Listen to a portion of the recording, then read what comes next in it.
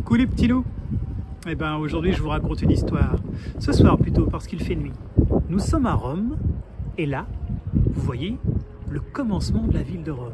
C'est une louve qui allaite deux enfants, Romulus et Rémus. Ce sont deux jumeaux. Ils ont été abandonnés et la louve les a recueillis et les a allaités comme s'ils étaient ses petits. Ils vont devenir grands et forts et ils décident de construire une ville à l'endroit où ils ont été recueillis par la louve. Mais ils ne sont pas tout à fait d'accord sur l'emplacement. Alors Romulus trace un sillon, comme un fossé, autour de l'emplacement qu'il a choisi pour sa ville. Mais Rémus, pour se moquer de lui, franchit d'un bond le fossé. Romulus, fou de rage, le tue en disant « Il en sera de même pour tous ceux qui franchiront mes remparts. » Puis, il fonde une ville qu'il appelle Rome. Donc nous voilà à Rome, et l'histoire de la fondation de Rome, c'est Romulus et Rémus qui ont été allaités par la louve, qu'on appelle donc la louve romaine. Et ça se passe juste avant l'enlèvement des Sabines. Si vous vous souvenez, on en a parlé, il y avait des statues sur l'enlèvement des Sabines à Florence.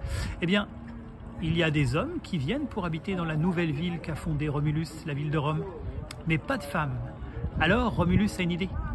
Il organise un grand banquet et au cours de ce banquet, où il a invité tous les peuples voisins, au cours de ce banquet, ces hommes et lui enlèvent les filles des Sabins, ses voisins. Alors je me suis trompé, c'est pas des Grecs, hein, c'est juste des voisins des Romains, mais ils ne sont pas Grecs. Bref, ils enlèvent les filles des Sabins, donc on les appelle les Sabines. Et Romulus leur propose, si elles le veulent, d'épouser un de ces hommes ou de rentrer chez elles. Mais les Sabins qui sont venus pour venger l'enlèvement de leurs filles se retrouvent en guerre contre les Romains.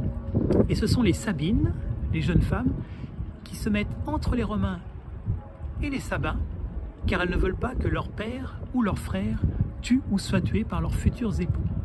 Voilà, c'est le commencement de la ville de Rome, avec Romulus et Rémus et la louve romaine qui les allaite. Alors, mes petits loups, je vous souhaite une bonne journée.